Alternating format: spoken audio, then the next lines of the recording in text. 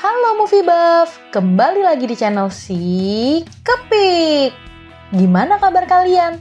Semoga sehat terus ya. Sekelompok keluarga dengan kekuatan super menjadi incaran pemerintah, CIA, dan juga Korea Utara.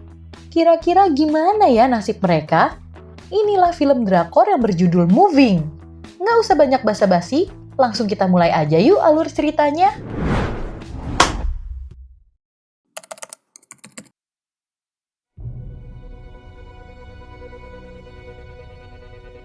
Bongsok adalah seorang anak yang memiliki kemampuan super.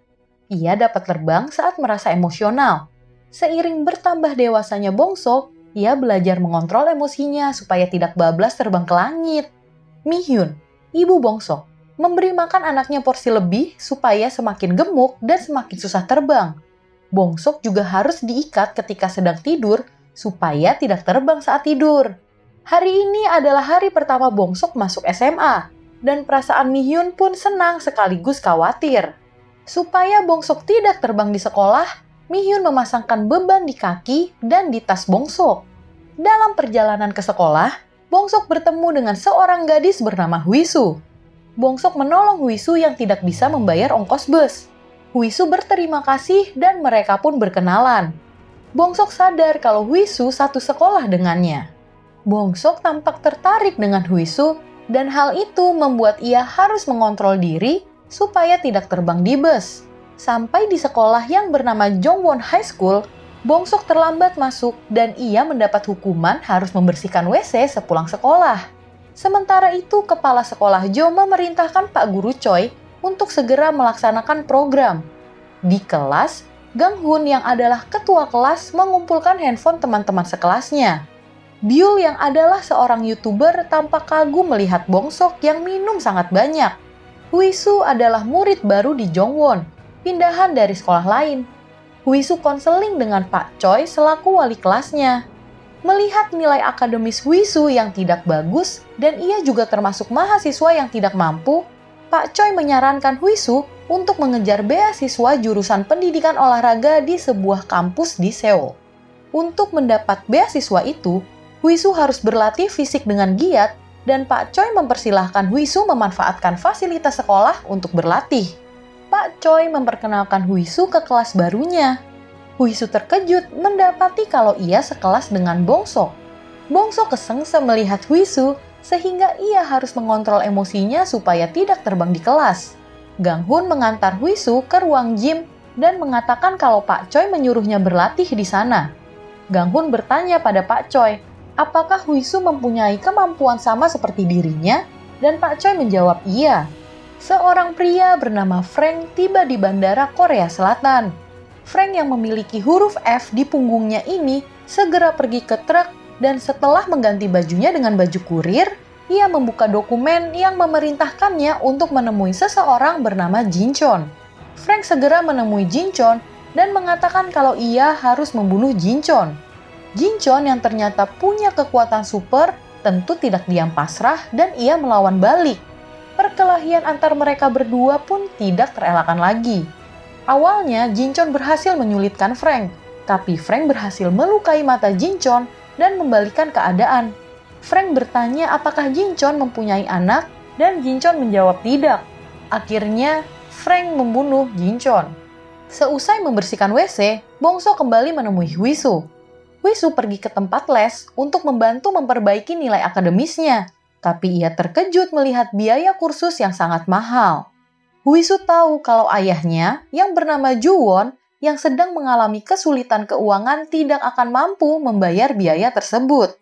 Huisu bahkan tidak tega saat harus meminta uang untuk membeli seragam baru ke ayahnya yang baru saja membuka restoran ayam goreng. Di kantor National Intelligence Security atau NIS, Sekretaris Yo melaporkan pada Direktur Min kalau Jinchon telah tewas dibunuh. Direktur Min memerintahkan agar kematian Jinchon jangan sampai tersebar di media sosial. Tapi Sekretaris Yo mengatakan kalau peristiwa itu sudah tersebar di sosmed. Direktur Min memerintahkan agar semua berita tentang kematian Jinchon di sosmed untuk dihapus. Direktur Min juga memerintahkan Sekretaris Yo agar program perkembangbiakan dipercepat. Mi-hyun yang memiliki restoran bernama Namsan Donkatsu sempat melihat berita kematian Jinchon di sosmed sebelum dihapus. Ia pun menjadi waspada dan mengambil pistol rahasianya.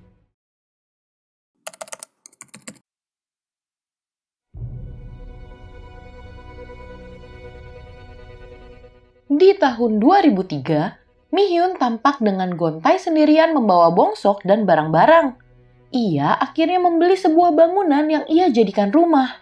Lelah harus terus menggendong bongsok kemana-mana, Mi-hyun akhirnya mengajari bongsok cara mengontrol emosinya supaya ia tidak terus terbang dan bisa mandiri. Maju ke tahun 2007, Mi-hyun memutuskan untuk mendirikan Namsan Donkatsu di rumahnya. Karena kondisinya, Mi-hyun menyuruh bongsok untuk langsung ke rumah sepulang sekolah. Hal ini membuat bongsok menghabiskan hari-harinya dengan menonton TV dan ia mengidolakan Bungeman, sosok superhero yang bisa terbang. Di sekolah, bongsok memamerkan kemampuan terbangnya untuk menarik perhatian teman-temannya. Seorang anak iri melihat kemampuan bongsok dan ia hendak meniru bongsok yang bisa terbang. Tentu saja hal ini mengakibatkan ia terjatuh dan luka parah. Pihak sekolah menyalahkan kejadian ini pada bongsok dan Mi-hyun pun menegur bongsok, mengatakan kalau pahlawan sejati tak akan memamerkan kemampuannya dengan sembarangan. Di atap rumah, bongsok yang merasa bersalah atas kejadian itu menangis terseduh-seduh. Tiba-tiba, jubah kesayangannya terlepas dan saat hendak mengambilnya, ia tidak bisa mengontrol kekuatannya dan nyaris terbang ke angkasa. Untung Mi-hyun datang tepat waktu dan menyelamatkannya. Kembali ke masa sekarang, yaitu tahun 2018. Bus yang ditumpangi bongsok nyaris menabrak Frank yang hendak mencari target berikutnya yaitu Bongpyong. Beruntung, supir bus bernama Gedo berhasil mengerem busnya tepat waktu. Di sekolah, Huisu tak sengaja menabrak bongsok sehingga terpental dan terluka saat mereka berdua bergegas masuk ke sekolah supaya tidak terlambat. Alhasil, mereka berdua terlambat dan harus membersihkan WC. Frank akhirnya berhasil menemukan Bongpyong di sebuah toko buku bekas. Frank mengatakan kalau ia hendak menghabisi Bongpyong. Tapi Bongpyong yang memiliki kemampuan untuk menyerap energi listrik tentu melawan balik. Awalnya Bongpyong sempat menyudutkan Frank, tapi Frank akhirnya membunuh Bongpyong. Beruntung Bongpyong sempat membakar fotonya bersama anaknya sehingga Frank tidak tahu wajah anak Bongpyong. Di kelas, berandalan kelas yang bernama Kisu mengganggu Huisu. Ganghun membela Huisu. Huisu ingin meminjam baju olahraga bongsok karena baju olahraganya basah. Bongsok pun dengan senang hati meminjamkan baju olahraga miliknya. Saat Huisu hendak ganti baju, Kisu membuntuti Huisu. Melihat hal itu, Ganghun menyuruh Kisu untuk jangan mengusik Huisu. Kisu tentu tidak senang dan ia akhirnya mengajak Ganghun berkelahi. Di luar dugaan, Ganghun ternyata memiliki kekuatan yang amat besar dan ia dapat mengalahkan Kisu dengan mudah. Seusai berganti baju, Huisu menghampiri bongsok dan berterima kasih padanya. Selesai jam pelajaran, Ganghun mengatakan pada Pak Choi kalau Kisu pulang karena tidak enak badan. Bongsok kemudian menemani Huisu membeli seragam baru. Huisu terkejut mendapati kalau harga seragam baru sangatlah mahal. Huisu mengatakan pada bongsok kalau ibunya sudah meninggal. Huisu kemudian mentraktir bongsok sebagai tanda terima kasih karena telah menemaninya. Sekretaris Yo menyampaikan pada Direktur Min kalau Bongpyong telah tewas dibunuh. Berita kematian Bongpyong tersebar dan hal itu membuat Ju-won dan Mi-hyun gelisah. Dari foto Bongpyong, Frank berhasil mengetahui kalau anak Bongpyong sempat bersekolah di Jongwon High School. Frank kemudian mendapat pesan untuk memburu target berikutnya.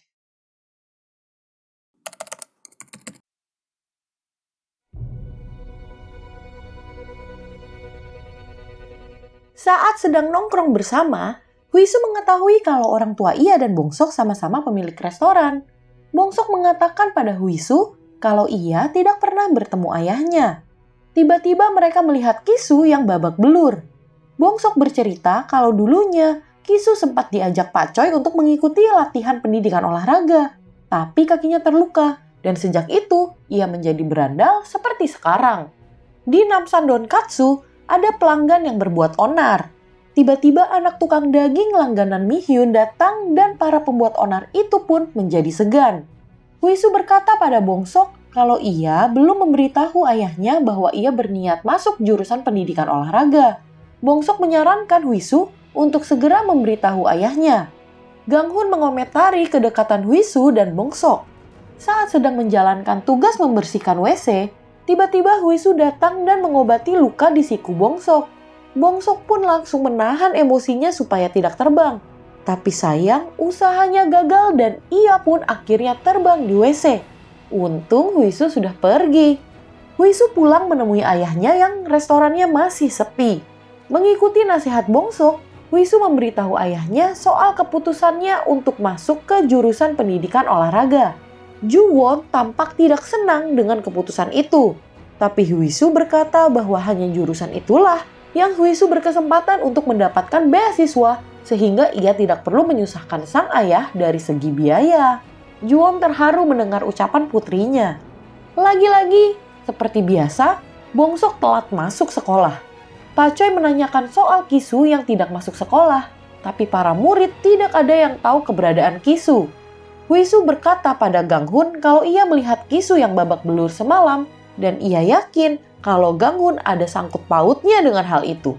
Bongsok melihat Huisu yang sedang latihan lari di lapangan dalam keadaan gelap dan ia segera menyalakan semua lampu sekolah. Huisu pun sangat senang melihat hal itu. Di rumah, Mi-hyun mengomeli Bongsok yang pulang malam. Mi-hyun mengatakan pada Bongsok untuk mengabarinya kalau pulang malam supaya Mi-hyun tidak khawatir. Frank datang ke Jongwon High School. Saat pas satpam menegurnya, ia pun langsung pergi. Huisu berlatih bersama Pak Choi di gym. Di kantin, Bongsok membagi makanannya pada Huisu yang kelaparan.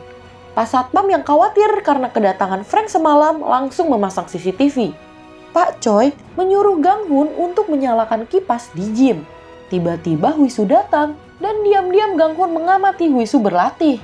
Saat sedang berlatih lompat tinggi, tak sengaja kaki Huisu terkilir. Bongsok yang melihat hal itu tentu panik dan emosinya membuat ia meloncat tinggi untuk menolong Huisu. Ganghun yang melihat hal itu pun tentu terkejut. Huisu juga kaget, tiba-tiba Bongsok ada di sisinya. Tapi ia mengatakan kalau kakinya baik-baik saja. Huisu meminta Bongsok menemani latihan sit-up. Bongsok tentu harus berjuang keras menahan emosinya supaya tidak terbang. Akhirnya Bongsok tidak tahan lagi dan ia pun meloncat tinggi. Huisu tentu kebingungan melihat hal itu. Saat sudah tidak ada orang, Ganghun dengan kemampuannya meloncat tinggi dan meninggalkan bekas tangan di tembok. Huisu terus memikirkan keanehan Bongsok yang dapat meloncat tinggi. Sehabis makan bareng, Huisu mengikuti jejak kaki Bongsok di sekolah. Tiba-tiba jejak kakinya hilang dan Huisu memanggil Bongsok. Huisu merawat luka Bongsok dan kali ini Bongsok tidak dapat menahan emosinya lagi. Ia terbang di hadapan Huisu dan Bongsok tidak bisa lagi menyembunyikan kekuatannya.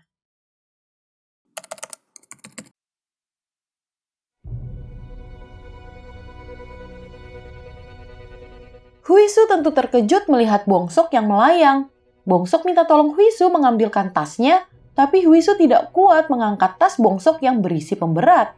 Huisu akhirnya loncat dan menangkap Bongsok. Kaget sekaligus senang dekat dengan Huisu membuat Bongsok tak bisa lagi mengontrol kekuatannya, sehingga Huisu harus menemani Bongsok pulang. Bongsok memperkenalkan Huisu pada ibunya, dan Mi-hyun pun tentu senang melihat putranya pulang bersama seorang teman perempuan yang cantik. Mi-hyun lalu menjamu Huisu dengan makan malam. Bongsok kemudian mengajak Huisu ke lantai atas untuk ganti baju. Huisu minta maaf pada Bongsok karena telah membututinya di sekolah. Huisu mengatakan pada Bongsok bahwa dari semua kemampuan atletisnya, lompat tinggi adalah kelemahan Huisu. Itulah kenapa ia iri dengan kemampuan Bongsok yang bisa loncat tinggi. Bongsok kemudian minta Huisu supaya tidak usah iri dengannya. Bongsok lalu menunjukkan Huisu kamarnya. Dari situ, Huisu bisa melihat bahwa kemampuan Bongsok lebih banyak membawa mudarat daripada manfaat. Bongsok menjelaskan kalau ia akan terbang jika merasa emosional, dan ia akan melafalkan digit bilangan pi untuk membantu menjaganya supaya tidak terbang.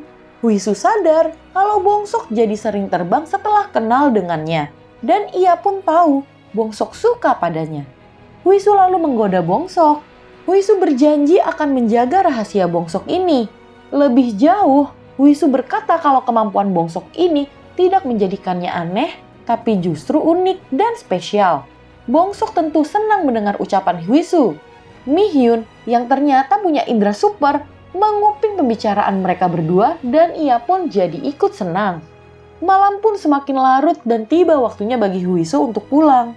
Bongsok ingin mengantar Huisu sampai ke halte bus, tapi Huisu bilang tidak usah.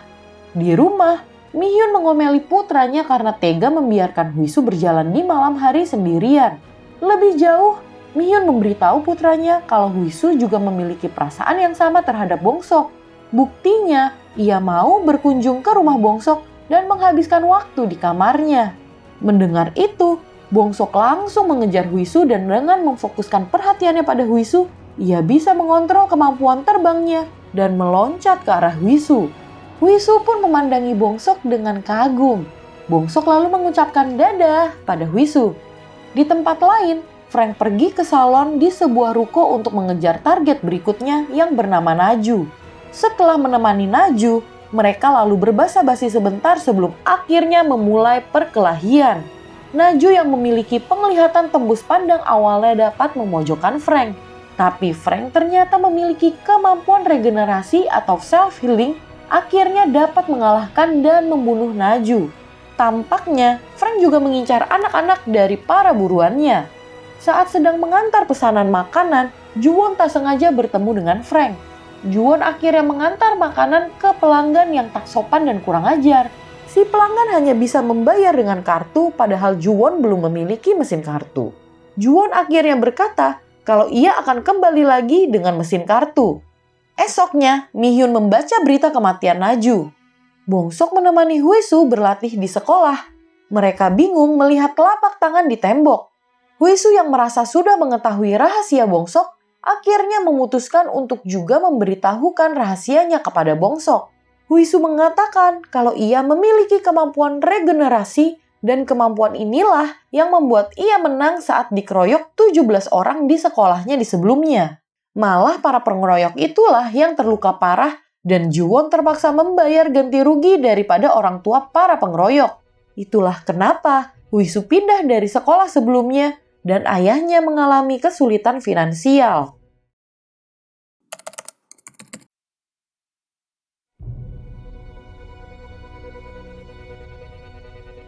Saat sedang latihan, Huisu menceritakan masa lalunya kepada Bongsok. Sejak kecil, Juwon hidup berpindah-pindah, seolah-olah lari dari sesuatu. Akhirnya, Juwon menetap di satu daerah supaya Huisu bisa sekolah dan Juwon bekerja di pertambangan. Di sekolahnya, suatu saat datang siswi baru bernama Hyewon yang adalah anak orang kaya. Hyewon dibully secara kejam oleh Yura dan gengnya. Tapi seperti biasa, murid lain diam-diam saja dan tak ada yang berani membela Hyewon. Huisu tidak tahan melihat Hyewon yang tertindas dan akhirnya melaporkan geng Yura ke guru. Tapi pihak sekolah terkesan tidak serius menanggapi masalah ini. Yura yang tahu ada seseorang yang mengadukan dirinya ngamuk di kelas. Ketua kelas mencoba menghentikan Yura, tapi ia malah dihajar sampai babak belur oleh pacar Yura. Huisu bertanya kepada ketua kelas kenapa ia tidak melaporkan hal ini ke guru. Sang ketua kelas menjawab kalau hal itu percuma, karena murid lain tidak ada yang akan berani mendukung dia karena takut sama Yura, dan lagi pula mereka adalah murid semester akhir. Lebih baik mereka diam saja dan lulus dengan aman. Huisu sendiri takut kalau ia bertindak macam-macam akan mempengaruhi pekerjaan ayahnya. Perlakuan geng Yura terhadap Hyewon pun semakin brutal. Huisu tidak tahan lagi melihat ketidakadilan itu dan ia akhirnya menantang geng Yura berkelahi. Perkelahian mereka pun ditonton oleh semua murid. Huisu seorang diri berhasil melawan Yura dan gengnya. Kepalanya dipukul dengan batu dan ia juga ditusuk dengan cutter. Tapi luka Huisu bisa sembuh seketika. Geng Yura pun jadi gentar sama Huisu. Pacar Yura datang menolong, tapi ia pun berhasil dihajar oleh Huisu. Kejadian ini membuat Huisu dikeluarkan dari sekolah. Pihak sekolah menganggap geng Yura tidak bersalah karena mereka terluka parah, sementara Huisu tidak terluka sama sekali. Juwon harus menjual rumah demi membayar uang damai dan biaya pengobatan geng Yura. Semua sekolah tidak ada yang mau menerima Huisu kecuali sekolah Jongwon. Juwon pun harus kehilangan pekerjaannya dan pindah ke daerah baru.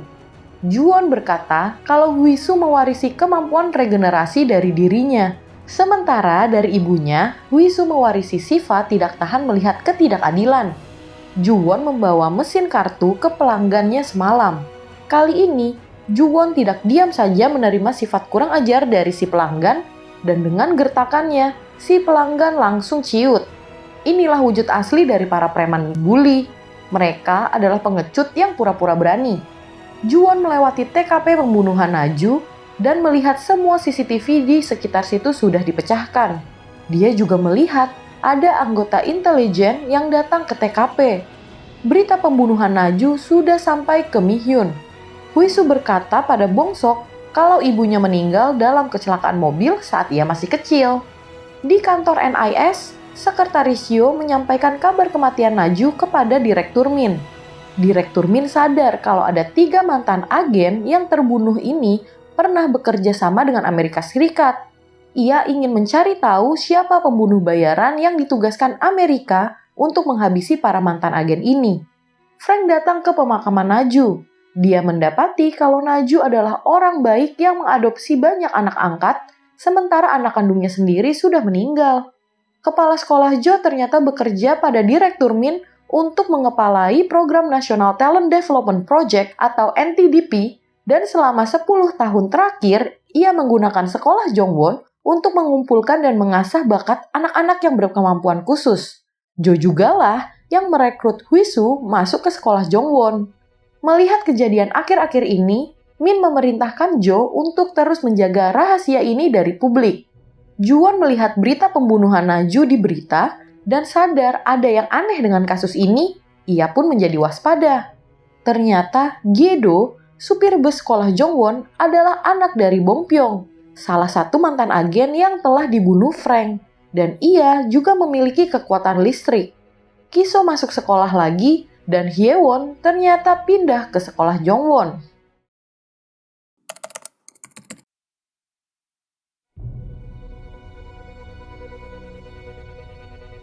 Sejak kecil, Gedo memiliki kemampuan untuk memproduksi listrik dari tubuhnya. Di SMA, di bawah asuhan Pak Choi, Gedo sempat berniat menjadi guru pendidikan olahraga. Tapi karena tak memiliki bakat, akhirnya Pak Choi menyarankan Gedo untuk mengejar karir di bidang entertainment.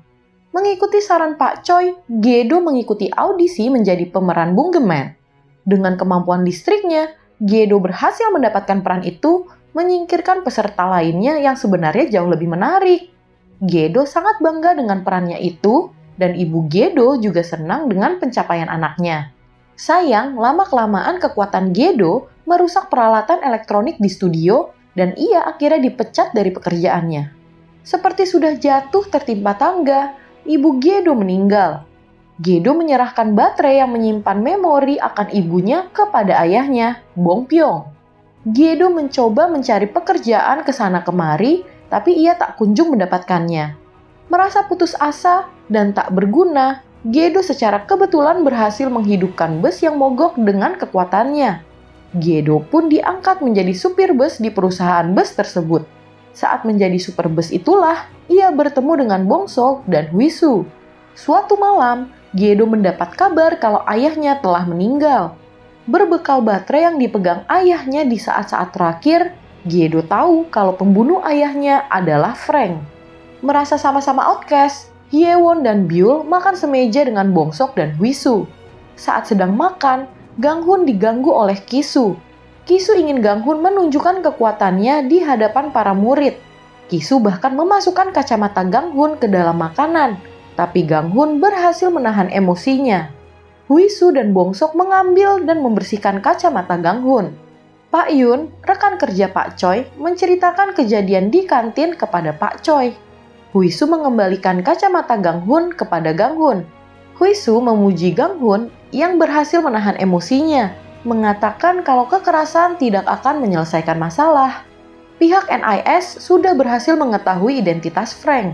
Ternyata Frank adalah hasil hubungan antara wanita Korea dengan tentara Amerika. Frank kemudian dibawa CIA ke Amerika untuk dilatih menjadi agen rahasia. Direktur Min memerintahkan sekretaris Yo memanggil konselor Amerika. Bongsok meninggalkan handphonenya yang memutar lagu-lagu penyemangat untuk menemani Huisu latihan. Ternyata target Frank berikutnya adalah Mi-hyun. Bongsok panik saat menyadari baterai handphonenya mati, padahal Mi-hyun sudah memperingatkan dia agar selalu siaga dengan handphonenya. Bongsok pun bergegas pulang. Ayah Gang-hun yang bernama Jaeman memiliki keterbelakangan mental, tapi sama seperti putranya, ia juga memiliki kekuatan super. Ju-won membelikan putrinya handphone baru. Perwakilan dari Kedutaan Besar Amerika bernama Mark, yang juga adalah anggota CIA, datang menghadap Direktur Min. Direktur Min tahu operasi gelap yang sedang dijalankan CIA di Korea Selatan dan meminta Mark segera menghentikan operasi tersebut. Di Namsan Donkatsu, Frank datang menemui Mi-hyun. Mi-hyun yang curiga dengan Frank menyuruh Bongsok agar jangan pulang. Tapi Bongsok yang handphonenya mati tentu tidak menerima pesan itu.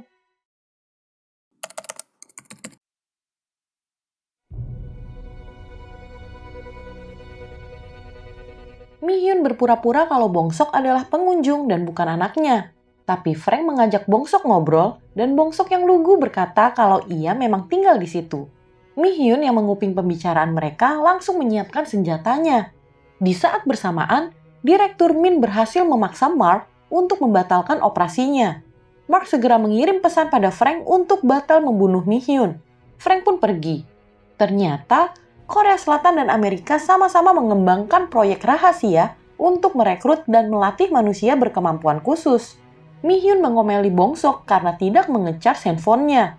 Frank mengingat masa kecilnya di mana ia diambil paksa dari ibunya untuk menjalani pelatihan yang keras dan brutal di Amerika. Frank sekarang ditugaskan untuk memburu target berikutnya, yaitu Ju-won. Di perjalanan, Frank berpapasan dengan Gedo. Gedo yang mengenali Frank sebagai pembunuh ayahnya langsung mengejarnya. Frank berhasil melarikan diri. Gedo yang terus mengejar Frank disergap oleh Frank dan mereka pun berkelahi. Frank dengan kekuatannya berhasil mengalahkan Gedo. Walaupun demikian, Frank berhasil mengenali Gedo sebagai anak Bong Pyong. Frank pun langsung mengejar Ju-won. Setelah menemukan Ju-won, Frank langsung menabrak dan melindasnya. Frank pun beranjak pergi. Tanpa ia sadari, Ju-won ternyata masih hidup dan nemplok di kolong truk Frank. Ju-won sadar kalau Frank lah yang telah membunuh para mantan agen rahasia. Mendapati kalau sama-sama memiliki kemampuan regenerasi, pertarungan antar mereka berdua pun tak terhindarkan lagi. Ju-won akhirnya berhasil mengalahkan Frank dan membakar semua dokumen serta truk Frank. Esoknya, Mi-hyun mengingatkan Bongsok untuk memastikan handphonenya selalu menyala dan langsung pulang setelah sekolah usai. Gang-hun menegur Bongsok yang tidak mau menyerahkan handphonenya, tapi Huisu membela Bongsok. Kisu kembali mengganggu Gang-hun dan berkata kalau ia akan membongkar rahasia Gang-hun. Bongsok yang harus pulang setelah sekolah usai tidak ada waktu lagi untuk bermain bersama Huisu. Lagi pula, mereka berdua sama-sama sibuk mempersiapkan diri untuk ujian akhir. Malam sebelum ujian, Huisu mengirim pesan pada Bongsok saat ia melewati rumah Bongsok. Bongsok yang sudah kangen sama Huisu langsung terbang menghampiri pujaan hatinya. Huisu berkata kalau ia juga kangen sama Bongsok. Hari ujian pun selesai. Semua murid sekarang berlatih olahraga di gym. Huisu tidak menyadari kalau baut papan latihan lompat tingginya sudah kendur. Tiba-tiba papan itu jatuh dan akan mengenai wajah Huisu. Bongsok hendak menyelamatkan Huisu, tapi Gang-hun dengan kecepatan supernya lebih dahulu menyelamatkan Huisu. Semua murid terkejut melihat kemampuan Gang-hun. Bill merekam peristiwa itu dan menyebarkannya di internet. Direktur Min kaget dan marah melihat peristiwa itu tersebar di internet. Ju-won dan Mi-hyun juga terkejut melihat peristiwa yang terjadi di sekolah anak mereka. Kesal pada dirinya sendiri yang tak berhasil menolong Huisu, Bongsok bertekad untuk melatih kemampuan terbangnya. Mi-hyun pun melihat hal itu. Bongsok akhirnya berkata pada ibunya kalau ia kesal selama ini harus menahan dan menyembunyikan kekuatannya. Hal itu membuat ia menjadi pribadi yang pemalu dan rendah diri. Ia justru ingin melatih dan mengembangkan kekuatannya agar bisa menolong Hwisu. Mi-hyun berkata kalau ia tidak ingin Bong-sok seperti ayahnya. Bong-sok sebenarnya selama ini sering memimpikan ayahnya. Peristiwa di sekolah Jongwon sampai ke Korea Utara.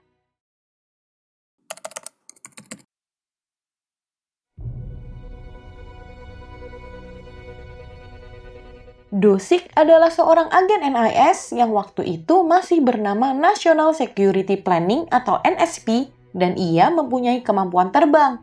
Di tahun 1987, Do-sik mencoba menolong sebuah pesawat dari ancaman bom. Namun Do-sik gagal dan semua penumpang di pesawat itu pun tewas. Di tahun 1992, Mi-hyun yang masih bekerja sebagai agen NSP melakukan misi pertamanya di Cina dengan nama Operasi Sigul.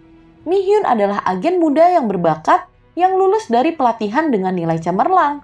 Di operasi ini, agen Ma sebagai pimpinan yang kejam berniat menghabisi semua agen yang diduga berkhianat ke Korea Utara. Mi-hyun yang di misi itu menyamar jadi penyanyi, tidak tega dan akhirnya membantu beberapa agen melarikan diri. Di tahun 1994, kegagalan misi pertama Mi-hyun itu membuat dia dipindah tugaskan dari agen lapangan menjadi staf analis. Mi-hyun mendapat tugas dari Direktur Min untuk memata-matai Do-sik. Do-sik adalah agen nomor 1 di NSP dan ia akan mendapat misi penting. Tapi sebelumnya Mi-hyun harus mencari tahu semua tentang Do-sik. Direktur Min mengatur agar Do-sik bersama partnernya Ju-won yang adalah agen lapangan harus sering datang ke kantor. Dengan paras cantiknya, tidak sulit bagi Mi-hyun untuk menarik perhatian Do-sik. Mi-hyun membuka percakapan pertama dengan Do-sik. Pada waktu itu, Yo adalah tangan kanan Direktur Min. Setelah beberapa kali ngobrol, hubungan Mi-hyun dan Do-sik pun semakin dekat. Suatu hari, Do-sik berkata pada Mi-hyun kalau ia sudah tahu kalau Mi-hyun disuruh Direktur Min untuk memata-matai dirinya. Do-sik tidak menyalahkan Mi-hyun karena ia tahu Direktur Min adalah orang yang culas dan rela menghalalkan segala cara demi mencapai tujuannya. Do-sik lalu mengajak Mi-hyun makan malam di restoran Donkatsu dan mulai tumbuh api asmara di antara mereka berdua. Ternyata, Do-sik juga bertugas pada Operasi Sigul.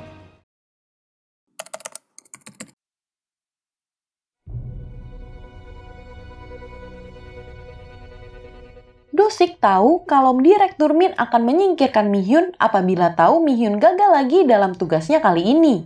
Karena itu, Do-sik mengajak Mi-hyun untuk terus ketemuan.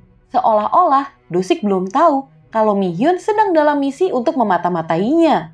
Direktur Min menyuruh Mi-hyun untuk terus memata-matai Do-sik. Mi-hyun mengajari sekretaris pribadi Direktur Min yang bernama Kim tips-tips untuk menyenangkan hati Direktur Min. Yo iri dengan Mi-hyun yang mendapat tugas rahasia langsung dari Direktur Min dan sebagai atasannya, Yo sengaja menghujani Mi-hyun dengan tugas yang banyak. Dengan kemampuan terbangnya, Do-sik mengantarkan Mi-hyun Donkatsu kesukaannya. Filosofi Do-sik adalah menimbulkan korban jiwa seminimal mungkin. Do-sik menemani Mi-hyun untuk lembur. Setelah mengetahui rahasia Do-sik yang bisa terbang, sekarang gantian Mi-hyun memberitahukan rahasianya pada Do-sik. Mi-hyun berkata kalau ia mempunyai indera super, termasuk pendengaran super yang memungkinkan ia untuk mendengar denyut jantung seseorang dan mengetahui apakah ia berbohong atau tidak. Do-sik akhirnya mencium Mi-hyun dan seketika Do-sik tidak bisa mengontrol lagi kemampuan terbangnya. Direktur Min membebas tugaskan Mi-hyun dari misinya memata-matai Do-sik. Direktur Min berkata pada Yo kalau operasi Segul bukannya gagal, tapi Mi-hyun dan Do-sik sengaja membebaskan para agen karena rasa belas kasihan mereka. Direktur Min berkata kalau ia ingin agar Do-sik dan Mi-hyun saling jatuh cinta. Sekretaris Kim yang mendengar percakapan Direktur Min dan Yo memberitahukan pada Mi-hyun kalau Direktur Min sudah tahu hubungan antara ia dengan Do-sik. Mi-hyun akhirnya sadar kalau gerak-geriknya di kantor selama ini telah dimata-matai. Mi-hyun bertanya pada Direktur Min kenapa ia melakukan ini padanya. Direktur Min menjawab kalau ia ingin agar Do-sik punya alasan untuk selalu kembali ke NSP dan tidak kabur. Direktur Min berkata kalau ia tahu bahwa ibu Mi-hyun sudah meninggal dan ayahnya sedang dirawat di rumah sakit dengan biaya perawatan yang ditanggung negara. Direktur Min mengirim Do-sik untuk menjalani misi rahasia dan untuk beberapa lama, Mi-hyun tidak mendengar kabar dari Do-sik. Beberapa waktu kemudian tersiar kabar kalau Kim Il-sung, pemimpin Korea Utara, telah meninggal. Direktur Min bertanya apakah Do-sik terlibat dalam kematian Kim Il-sung. Direktur Min lalu memerintahkan semua agen NSP untuk menangkap Do-sik. Mi-hyun diawasi gerak-geriknya oleh agen NSP. Suatu malam, Do-sik menemui dan menyatakan cintanya pada Mi-hyun. Sayang, para agen sudah siaga untuk menangkap Do-sik.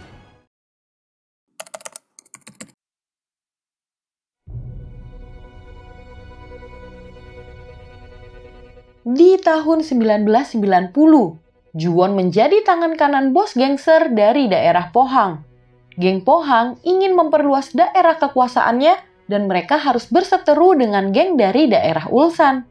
Dengan kekuatannya, Ju-won mampu mengalahkan geng Ulsan dengan mudah dan ia memaksa bos geng Ulsan untuk menyerahkan daerah kekuasaannya ke bos geng Pohang. Ju-won adalah orang yang amat disegani di dunia gangster. Di geng Pohang, Ju-won mempunyai teman baik bernama Min-ki. Suatu hari, Ju-won terkejut mendapati bosnya sedang bercengkrama dengan bos Ulsan. Sang bos menjelaskan pada Ju-won kalau ia ingin bekerja sama dengan geng Ulsan demi mendapatkan keuntungan yang lebih besar. Ju-won tentu tidak senang dengan keputusan bosnya yang rela bekerja sama dengan musuh bebuyutannya hanya demi uang. Ju-won kembali mendapati bosnya dan Min-ki yang sedang bercengkrama dengan bos Ulsan. Ju-won lagi-lagi menunjukkan ketidaksenangannya, tapi bosnya kali ini menghardik Ju-won dengan keras, mengatakan kalau ini semua demi profit yang pada akhirnya akan menguntungkan geng Pohang. Sang bos malah mengatai Ju-won sebagai monster. Min-ki mengajak Ju-won dan si bos makan-makan, mencoba mendamaikan mereka berdua. Tapi tiba-tiba, Ju-won dan bosnya tidak sadarkan diri. Saat bangun, Ju-won mendapati kalau dirinya dan bosnya sudah terikat di dalam sebuah mobil. Ternyata Min-ki telah mengkhianati mereka berdua dan bersekongkol dengan bos Ulsan. Lebih jauh, bos Ulsan mengatakan kalau selama ini bos Pohang hanya ingin memanfaatkan Ju-won. Geng Ulsan pun lalu mendorong mobil tersebut ke dalam laut. Dengan kekuatannya, Ju-won berhasil meloloskan diri, sementara bosnya tewas tenggelam. Penuh amarah, Ju-won langsung membalas dendam pada geng Ulsan. Ju-won membunuh bos Ulsan dan merobek mulut Min-ki.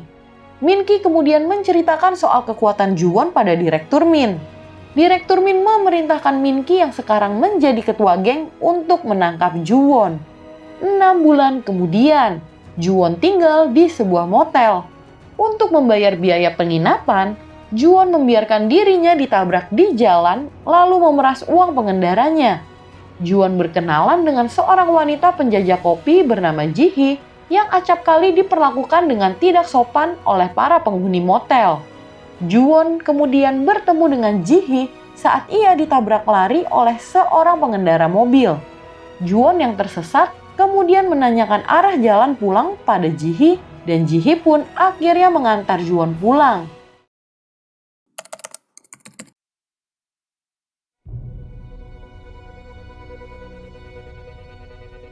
Ju-won yang kangen sama Ji-hee memesan kopi dari kedai kopi Umji tempat Ji-hee bekerja. Sayang, sudah beberapa kali Ju-won memesan, tapi yang datang mengantar kopi bukanlah Ji-hee. Akhirnya setelah pesanan kesekian, Ji-hee datang juga. Sambil malu-malu, Ju-won pun mengajak Ji-hee ngobrol. Ju-won bercerita tentang 2 hal favoritnya, yaitu novel silat dan Hulk Hogan. Ji-hee berkata kalau Hulk adalah tokoh favoritnya. Sementara itu, Min-ki memerintahkan anak buahnya untuk terus mencari Ju-won. Setelah beberapa kali bertemu, Ji-hee yang awalnya mengira Ju-won sama seperti pria hidung belang lainnya, akhirnya mulai semakin dekat dengan Ju-won. Ju-won mengajak Ji-hee untuk ikut membaca novel silat. Suatu hari, Ji-hee diganggu dan diserang oleh penghuni hotel. Tanpa babi bu, Ju-won langsung mendobrak ke kamar mereka dan menolong Ji-hee. Salah seorang kroco yang kita sebut saja namanya si Cabul, mengatakan kalau mereka adalah anggota geng, tapi Ju-won tidak peduli. Tidak sulit bagi Ju-won untuk membereskan para kroco itu. Juwon kemudian mengurung para kroco di gudang. Ji-hee dirawat di rumah sakit untuk luka ringan. Si cabul berhasil kabur dan memanggil gengnya untuk menyergap Juwon. Dengan kekuatannya, geng si cabul bukanlah tandingan bagi Juwon. Setelah selesai membereskan geng si cabul, kemudian datanglah geng Min-ki yang sudah bekerja sama dengan geng si cabul untuk menangkap Juwon. Tapi sekali lagi, mereka juga bukanlah lawan yang sepadan untuk Juwon. Si cabul bersembunyi bersama Min-ki di mobil. Tak jauh dari situ, Direktur Min mengawasi mereka. Juwon yang berhasil lolos selalu menghampiri mereka. Min-ki kemudian memerintahkan seluruh anggota gengnya untuk menangkap Juwon. Sementara itu, Ji-hee yang baru keluar dari rumah sakit sadar kalau sesuatu terjadi pada Juwon dan ia pun langsung mencari Juwon. Kejar-kejaran antar geng Min-ki dan Juwon pun berlangsung. Juwon ditabrak, loncat dari ketinggian, dan bahkan dijepit di antara dua mobil, tapi tetap ia berhasil lolos. Direktur Min mengawasi kejar-kejaran itu dari dalam mobil bersama dengan Do-sik. Ji-hee akhirnya berhasil menemukan Juwon.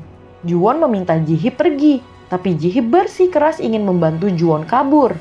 Juwon akhirnya kabur bersama Ji-hee. Juwon berkata kalau ia bukan pria baik-baik dan mempunyai masa lalu yang kelam. Tapi Ji-hee tidak peduli. Tiba-tiba mobil geng menabrak dan mereka pun terpental. Refleks, Juwon melindungi tubuh Ji-hee yang terpelanting sehingga tidak luka parah. Bagaimanapun juga, Ji-hee tak sadarkan diri.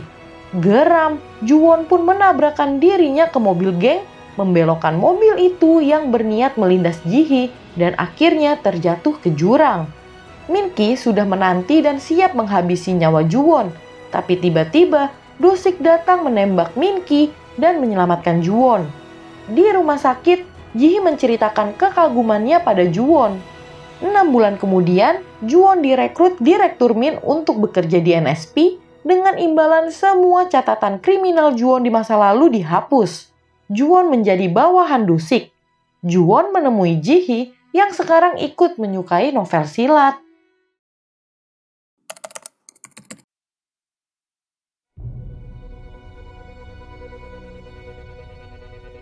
Selama menjadi partner, Do-sik dan Juwon telah melewati banyak misi bersama. Modus operasi mereka selalu sama, Do-sik terbang dan menembaki musuh dari atas, sementara Juwon menghajar musuh di bawah. Kembali ke tahun 1994, Direktur Min memerintahkan Mi-hyun untuk menangkap Do-sik dengan menjadikan ayah Mi-hyun sebagai sandera. Agen NIS menyergap Do-sik saat bertemu dengan Mi-hyun. Do-sik mencoba melawan, tapi alangkah terkejutnya ia saat Mi-hyun menodongkan pil Sol kepadanya. Sedih, Do-sik pun menyerah. Do-sik dibawa menghadap Direktur Min. Direktur Min bertanya apakah Do-sik berhasil menjalankan misi di Korea Utara. Tapi Do-sik menolak menjawab pertanyaan Direktur Min. Direktur Min menuntut kesetiaan Do-sik pada NSP. Tapi Do-sik berkata bahwa mulai sekarang ia tidak ingin terikat lagi dengan NSP. Dan akan menanggung hidup sebagai buronan baik bagi Korea Utara maupun Korea Selatan.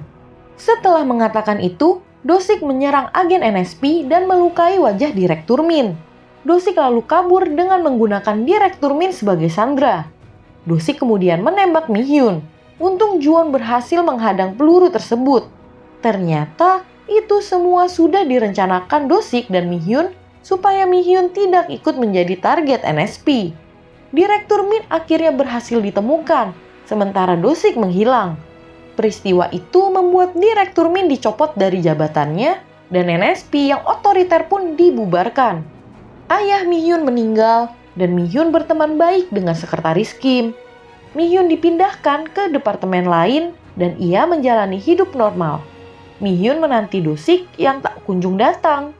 Do-sik akhirnya menemui Mi-hyun, dan mereka hidup bersama di daerah pedesaan sebagai petani apel.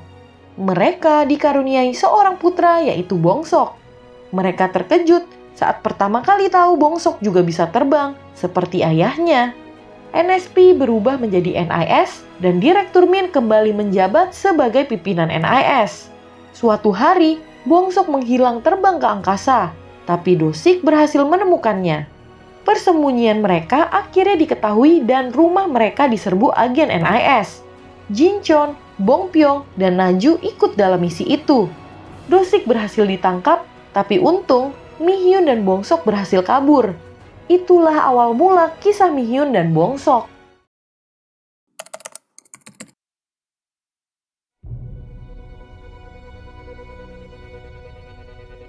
NIS dibubarkan dan Ju-won pun dipindahkan ke departemen lain. Ju-won yang terbiasa kerja di lapangan tentu tidak terbiasa dengan kerja kantoran. Ia bahkan kesulitan dalam menggunakan komputer. Ju-won tidak senang dengan pekerjaannya.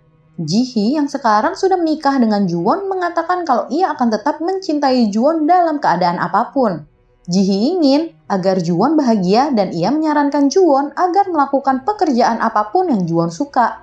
Mendengar hal itu, Ju-won berniat keluar dari pekerjaannya. Tapi Ju-won sadar kalau pekerjaan itu memberikan fasilitas rumah dan jaminan yang lain yang Ju-won dan Ji-hee butuhkan. Ju-won pun memutuskan untuk tetap bertahan di pekerjaan yang tak ia sukai itu. Suatu hari, Direktur Min menemui Ju-won di kantornya. Direktur Min berkata kalau ia tahu Ju-won tidak cocok untuk kerja kantoran dan ia menawarkan Ju-won kerja lapangan sesuai jati diri Ju-won. Setelah berdiskusi dengan istrinya, akhirnya Ju-won memutuskan untuk menerima tawaran Direktur Min. Sekelompok agen mata-mata Korea Utara menyusup masuk ke wilayah Korea Selatan menggunakan kapal selam. Beberapa agen sudah tertangkap, tapi masih ada 5 agen yang berhasil lolos. Polisi dan militer sudah diturunkan untuk mencari mereka, tapi belum berhasil. Malah telah berjatuhan banyak korban jiwa dari pihak militer Korea Selatan. Ju-won ditugaskan untuk bergabung bersama pihak militer dalam misi pencarian mata-mata itu. Suatu hari, para tentara bertemu dengan kepala sekolah Jo yang waktu itu masih menjadi agen lapangan NIS. Agen Jo dikirim NIS untuk membantu menjalankan misi itu. Agen Jo berkata kalau ia ingin misi ini berhasil agar bisa mengembalikan kedikdayaan NIS lagi. Agen Jo ternyata memiliki kemampuan untuk melacak keberadaan seseorang. Dengan kemampuan Jo, akhirnya mereka berhasil melacak keberadaan para agen Korea Utara. Dari jejaknya, Jo tahu kalau agen Korea Utara itu memiliki kekuatan super. Jo tahu dari Direktur Min kalau Korea Utara sudah mengembangkan proyek manusia super mereka sejak 1994.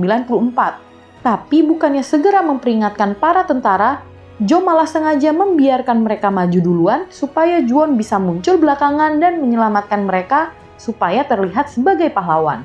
Ju-won tentu kesal dengan ide Jo itu. Mata-mata Korea Utara yang hanya beberapa orang mampu menyulitkan tentara Korea Selatan.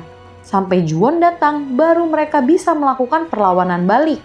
Semua agen Korea Utara pun tewas. Hanya menyisakan 1 orang dan benar saja, agen ini ternyata memiliki kekuatan super. Agen Korea Utara ini menggunakan kekuatannya untuk mendorong batu-batu besar ke arah tentara Korea Selatan. Ju-won berhasil menghindari serangan itu dan bertemu muka dengan agen Korea Utara yang bernama Agen Park. Dengan kekuatannya, Agen Park berhasil mengalahkan Ju-won dan melarikan diri. Walau banyak korban jiwa dari pihak tentara Korea Selatan, tapi Agen Jo malah senang karena keberhasilan misi ini akan mendongkrak reputasi NIS. Ju-won semakin sebal dengan Agen Jo. Direktur Min mengumpulkan agen rahasia berkekuatan super beranggotakan Jinchon, Bongpyong, dan Naju, dipimpin oleh Ju-won. Suatu hari, Ji-hee berkata pada Ju-won kalau ia ingin memiliki seorang anak, dan akhirnya mereka pun melakukan ritual suami istri. Mereka akhirnya dikaruniai seorang putri, yakni Hwisu. Suatu ketika saat sedang menjalankan misi, Ju-won mendapat kabar kalau istrinya tewas dalam kecelakaan mobil, sementara putri mereka selamat. Hati Ju-won pun hancur menerima kenyataan itu.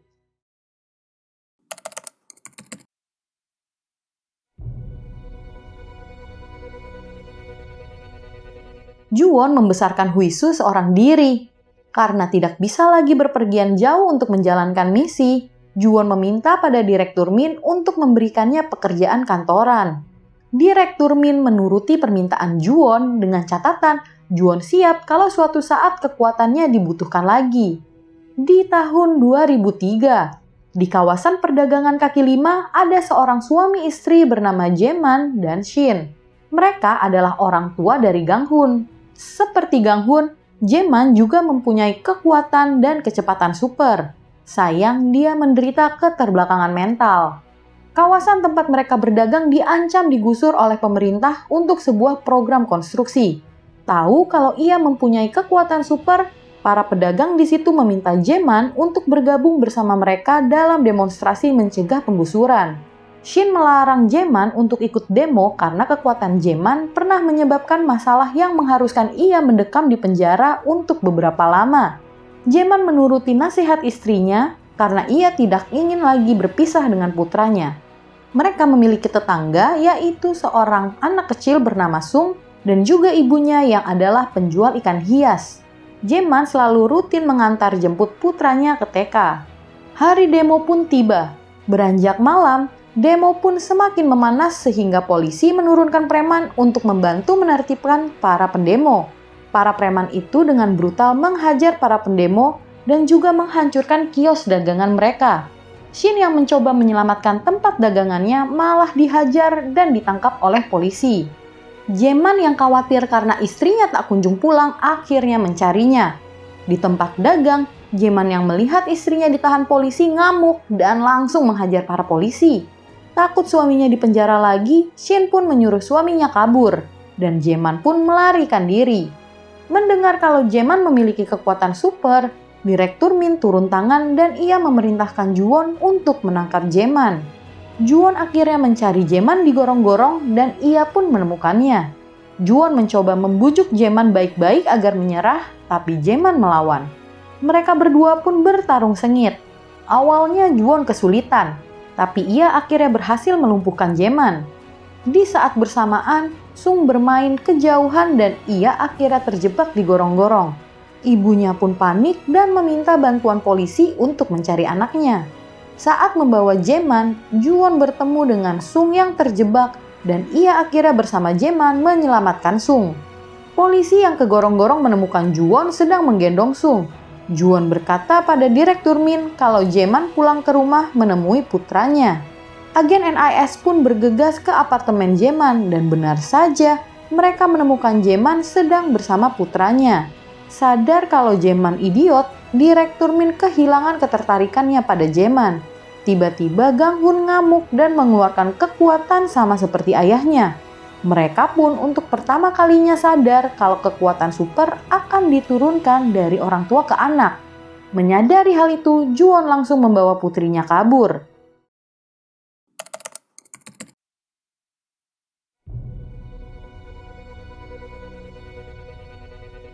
NIS sadar kalau Juwon telah menghilang. Agen Jo tahu kalau ia kabur demi melindungi putrinya yang juga berkekuatan super. Agen Jo kemudian mengajukan proposal pada Direktur Min untuk mendirikan National Talent Development Project di mana mereka akan merekrut dan mendidik anak-anak berkekuatan super dari seluruh Korea Selatan untuk kedepannya menggantikan agen rahasia yang pensiun. Mereka sudah memiliki putra Jaeman. Dan target mereka berikutnya untuk proyek ini adalah putri Juwon dan putra Do-sik. Langkah mereka selanjutnya adalah mendirikan markas di sekolah dekat tempat tinggal putra Do-sik. Dan itulah pertama kali NTDP didirikan. Kembali ke tahun 2018, menanggapi video Gang Hun menyelamatkan Huisu yang beredar, Korea Utara mengirimkan agennya ke Korea Selatan. Sebagai balas budi, Huisu mentraktir Gang Hun makan. Huisu bertanya apakah Gang Hun memiliki kekuatan super, tapi Gang Hun tidak menjawab pertanyaan itu. Gang Hun berkata pada Huisu kalau ia tidak akan kuliah, melainkan menjadi pegawai pemerintah. Gang Hun teringat saat ia pertama kali direkrut oleh kepala sekolah Jo. Jo mengiming-imingi Gang Hun finansial yang aman untuk keluarganya dan catatan kriminal Jaeman akan dihapuskan. Pak Yun menyita memory card Buell. Setelah sekolah usai, Pak Choi berkata kalau semua kelas tambahan dibatalkan dan para murid diharuskan segera pulang. Karena gym sedang diperbaiki, Pak Choi menyuruh Huisu untuk berlatih di gym di daerah lain. Kisu menyuruh Huisu untuk berhati-hati. Huisu melihat tingkah Bongsok berbeda hari ini. Bongsok menjawab kalau ia tak ingin lagi menahan kekuatannya. Huisu tahu kalau ini ada hubungannya dengan kejadian kemarin. Kisu bersembunyi di sekolah. Gang Hun belajar di ruang belajar. Mengetahui ada murid lain di kelas yang sama dengan putranya yang juga memiliki kekuatan super, Mi Hyun jadi curiga dan bergegas pergi ke sekolah Jongwon. Juwon yang juga sudah melihat video itu juga pergi ke sekolah Jongwon. Sampai di sekolah, Mihyun hendak menemui Pak Choi. Mihyun menelepon Bongsok, menyuruhnya lekas pulang. Tapi Bongsok berbohong. Juwon juga menyuruh Wisu lekas pulang. Juwon sampai di sekolah Jongwon. Pas Satpam menelepon seseorang mengatakan kalau Juwon dan Mihyun berada di sekolah. Mihyun bertemu dengan Pak Choi dan mereka ngobrol soal kejadian di video. Mihyun bertanya apakah ada seseorang di kelas yang memiliki superpower. Dan tentu saja Pak Choi menyangkalnya. Termakan teknik interogasi Mihyun yang cerdik, Pak Choi menunjukkan kalau ia tahu Mihyun adalah ibu Bongsok walaupun Mihyun belum memperkenalkan dirinya. Juwon bertemu dengan Pak Yun. Juwon ingin bertemu dengan Pak Choi tapi Pak Yun mengatakan kalau sudah tidak ada orang lagi di sekolah. Juwon bersikeras ingin melihat-lihat sekolah. Dari ruang rahasia, Pak Yun mengawasi gerak-gerik Juwon. Dengan indera supernya, Mihyun sadar kalau ia sedang diawasi oleh Pak Yun. Juwon juga sadar kalau ia sedang diawasi oleh Pak Yun. Sekelompok agen Korea Utara sedang menuju ke sekolah Jongwon. Seorang agen Korea Utara bernama Agen Jung mengikuti Bongsok dan Wisu yang hendak pergi ke gym. Gedo yang melihat tingkah Agen Jung yang mencurigakan jadi waspada. Melihat gerak-gerik Agen Jung yang tampak mengincar Bongsok dan Wisu, Gedo langsung tancap gas. Saat itulah Gedo sadar kalau Agen Jung memiliki kemampuan terbang.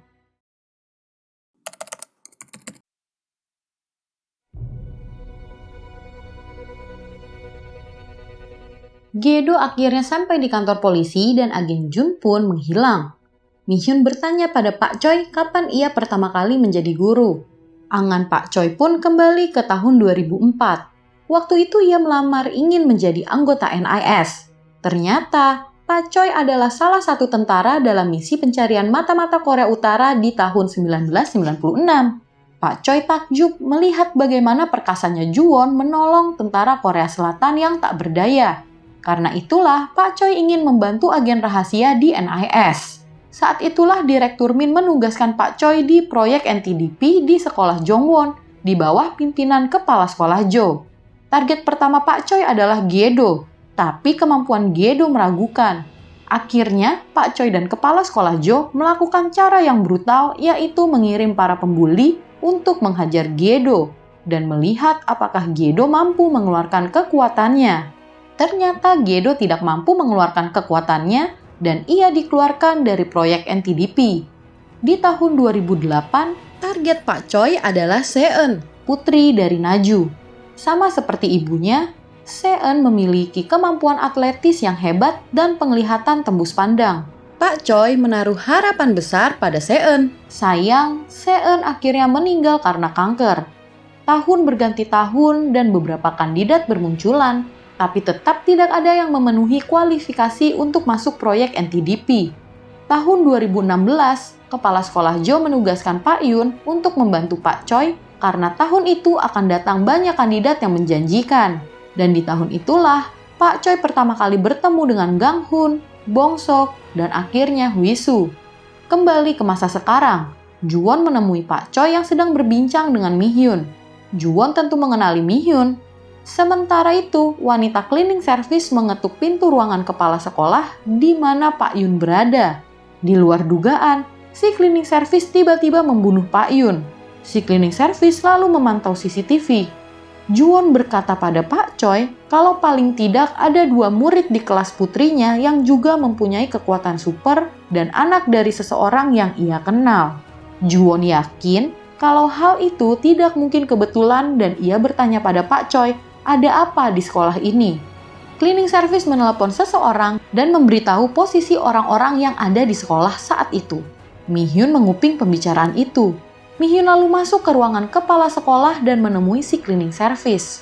Mihyun melihat mayat Pak Yun. Byul ingin menyelinap masuk ke sekolah untuk mengambil memory card-nya, tapi ia diusir satpam. Gerombolan agen Korea Utara sampai di sekolah Jongwon.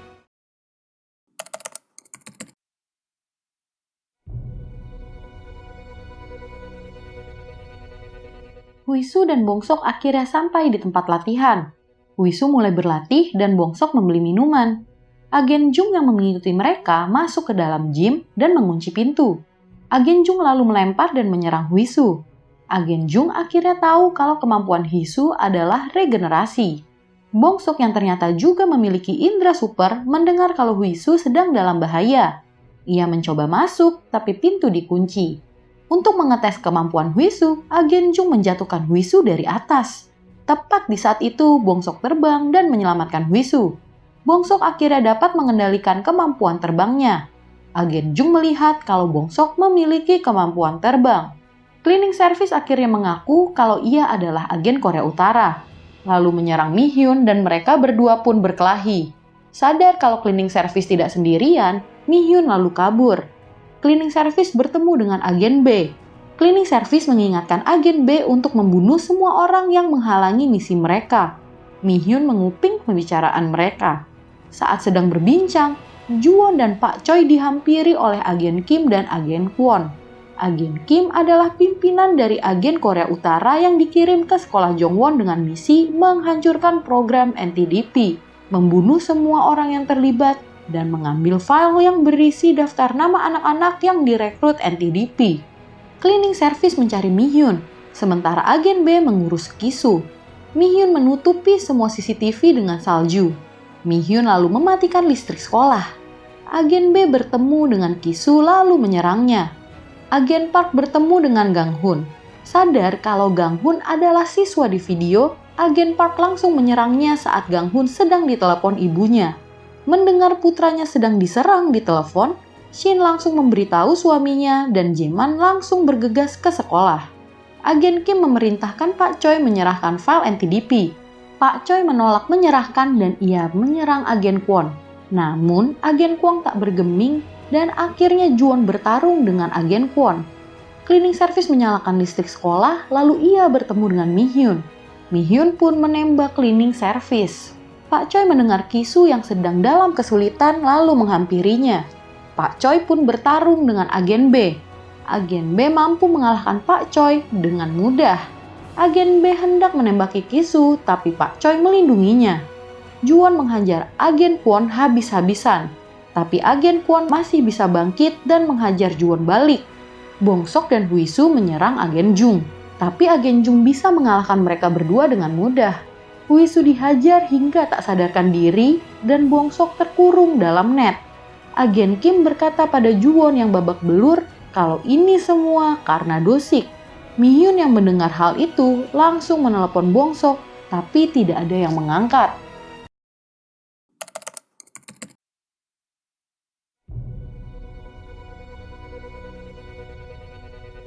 Mi-hyun lalu menemui agen B dan menembaknya.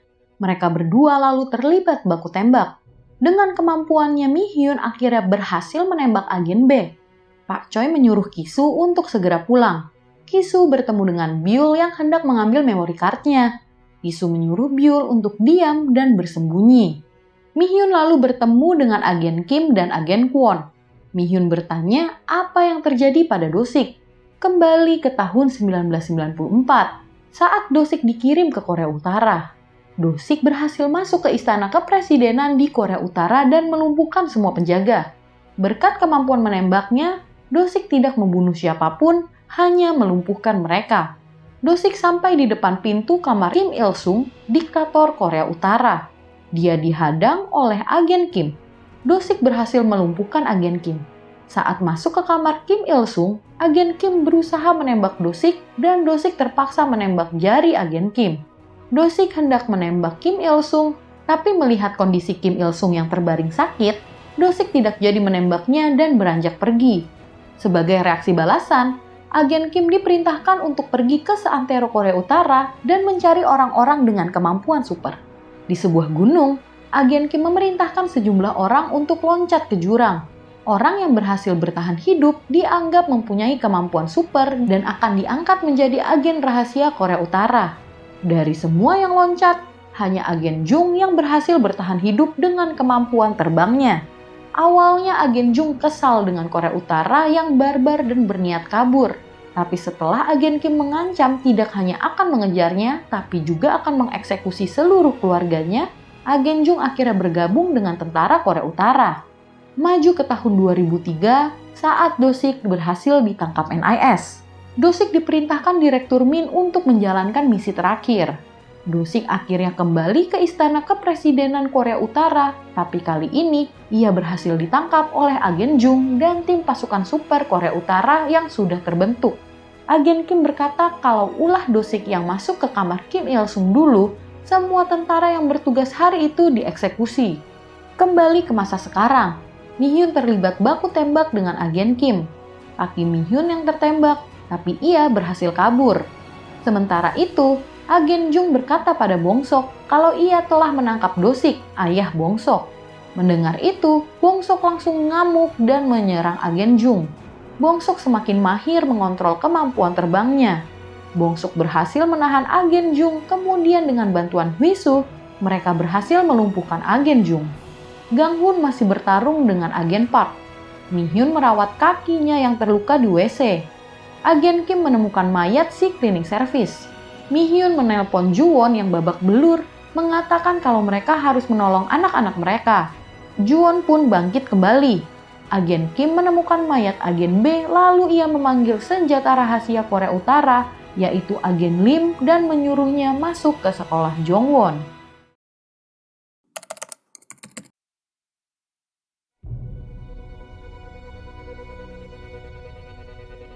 Jaeman yang menuju ke sekolah Jongwon ternyata sedang dalam tahanan rumah dan terpasang alat pelacak di kakinya. Karena ia meninggalkan rumahnya, alat pelacaknya aktif dan polisi pun mengejarnya. Mengetahui kalau Jaeman sedang di bawah pengawasan NIS, polisi pun menghubungi NIS. Agen Kim menemukan Ki-soo dan Byul, tapi ia tak menyerang mereka. Gang-hun mencoba melawan, tapi ia bukan tandingan agen Park.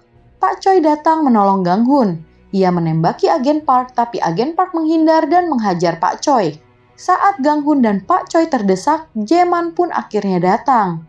Jaeman dan agen Park berkelahi dan dengan kekuatannya, Jaeman dapat melumpuhkan agen Park dengan mudah. Agen Kwon datang mencoba membantu agen Park, tapi Ju-won datang dan mereka pun adu jotos. Jaeman melempar agen Park keluar jendela. Ju-won akhirnya berhasil melumpuhkan agen Kwon. Saat mereka mengira keadaan sudah aman, tiba-tiba muncul agen Lim. Agen Lim memiliki kekuatan tapak super dan sejak kecil ia dikurung di gua oleh Korea Utara. Dengan jurus tapak supernya, agen Lim menyerang mereka semua. Ju-won berusaha menghentikan agen Lim. Pak Choi menembaki agen Lim dan agen Lim pun mengeluarkan jurusnya lagi. Kali ini serangannya meruntuhkan gedung sekolah. Gang-hun, Jaeman, dan Pak Choi tertimpa puing-puing. Ketika Bong-sok sedang bermesraan dengan Hui-soo, tiba-tiba agen Jung terbangun.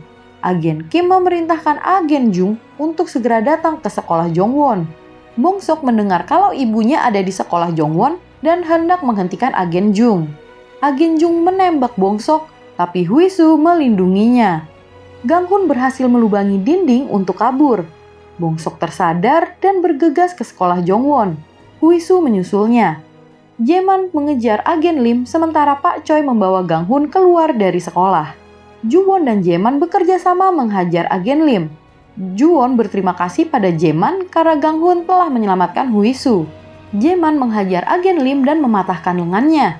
Agen Kwon dengan kemampuan regenerasinya pulih dan bertarung dengan Ju-won. Mi-hyun bertemu dengan agen Park. Agen Park mencoba menyerang Mi-hyun dan Mi-hyun menembaknya. Gedo bertemu dengan Hui-soo yang sedang menuju ke sekolah Jongwon dan Gedo pun menyusulnya. Agen Kwon berhasil mengalahkan Ju-won dan ia menyerang Jaeman, tapi Jaeman berhasil mengalahkannya. Agen Kwon adalah satu-satunya orang yang baik dan memberi semangat hidup pada agen Lim di Korea Utara. Melihat agen Kwon digebuki, agen Lim langsung mengorbankan dirinya dan menggunakan kekuatan terakhirnya untuk menghancurkan gedung sekolah. Pak Choi dan Gang-hun bertemu dengan Ki-soo dan Byul. Dengan dada yang tertusuk, Ju-won berhasil menyelamatkan Jaeman. Ju-won menyuruh Jaeman untuk menemui putranya. Jaeman bertemu dengan Gang-hun. Ju-won berhasil menyelamatkan diri, tapi tiba-tiba seseorang menembaknya dari atas.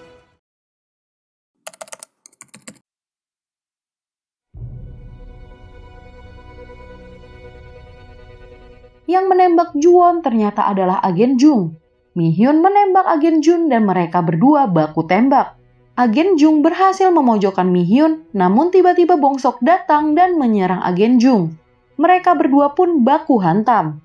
Agen Jung berhasil memojokkan Bong-sok, beruntung Gyedo datang dan menabrak Agen Jung. Bong-sok bertemu dengan Agen Kim di atap sekolah. Juwon berhasil pulih, sayang ia harus kehilangan salah satu matanya. Agen Jung menodong Bong-sok dengan pistol. Mi-hyun datang dan menodong Agen Kim. Agen Kwon mencoba menyelamatkan Agen Lim tapi Agen Lim tewas. Agen Kwon kemudian menyelamatkan diri keluar dari reruntuhan. Huisu bertemu dengan Agen Kwon. Melihat Agen Kwon yang menangis, Huisu menghiburnya. Dengan kekuatan listriknya, Gyedo menyerang Agen Jung hingga lengannya putus. Agen Kim menyuruh Agen Jung untuk kabur. Juwon datang. Agen Kim hendak menembak Bong-sok, tapi ia tak tega menembak anak-anak. Mi-hyun menjatuhkan pistol Agen Kim dan Juwon menghajarnya. Terdesak, Agen Kim pun melompat. Mi-hyun dan Juwon bertanya di mana Do-sik, tapi Agen Kim tidak menjawabnya. Merasa kalau pertikaian antara Korea Utara dan Korea Selatan soal manusia super tak kunjung berakhir dan terus menelan korban tak bersalah, Agen Kim ingin agar pertikaian ini berakhir di generasinya dan ia mengorbankan dirinya. Pak Satpam menyambut polisi yang datang dan mengatakan kalau semua di bawah kendali NIS. Bong-sok pulang bersama ibunya dan Juwon bahagia bertemu dengan putrinya. Hari graduasi pun tiba. Ki-soo jadian sama Byul. Huisu dan Gang-hun foto bersama orang tua mereka. Pak Choi menyerahkan file program NTDP pada Juwon. Huisu ke kelas untuk mengambil jas hujannya. Dia teringat akan kenangannya bersama Bong-sok. Ternyata jas hujan Huisu sudah diambil Bong-sok. Jaeman bangga dengan putranya yang mendapat penghargaan. Gang-hun melapor ke Direktur Min untuk memulai kerja. Tak disangka, ia bertemu dengan Hye-won. Hye-won ternyata adalah orang penting dan bahkan Direktur Min tunduk padanya. Juwon membunuh kepala sekolah Jo. Agen Jung yang sekarang menjadi pimpinan agen rahasia membunuh kepala departemen yang semena-mena. Agen Jung membebaskan Do-sik, berkata kalau NIS akan memanfaatkan putranya seperti mereka telah memanfaatkan Do-sik. Do-sik langsung membunuh Direktur Min.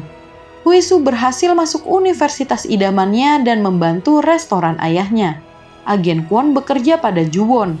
Sambil mengenakan jas hujan Huisu, Bong-sok sekarang menjadi superhero dan menolong orang yang membutuhkan. Gyedo kembali bekerja dengan bahagia. Do-sik akhirnya pulang dan menemui istri dan putranya. Agen Ma menjadi pimpinan NIS yang baru menggantikan Direktur Min. Frank ternyata masih hidup. Mark menugaskan seorang agen bernama Elias. Ceritanya seru dan dramatis ya guys. Ternyata kekuatan super tidak menjamin kebahagiaan, malah terkadang membawa penderitaan. Kehadiran keluarga yang hangat dan harmonis jauh lebih hebat daripada kekuatan super apapun. Oke, sekian dulu video kali ini. Jangan lupa subscribe dan tekan lonceng notifikasi biar kalian gak ketinggalan video-video baru dari Si Kepik. Sampai jumpa lagi di film berikutnya. Bye!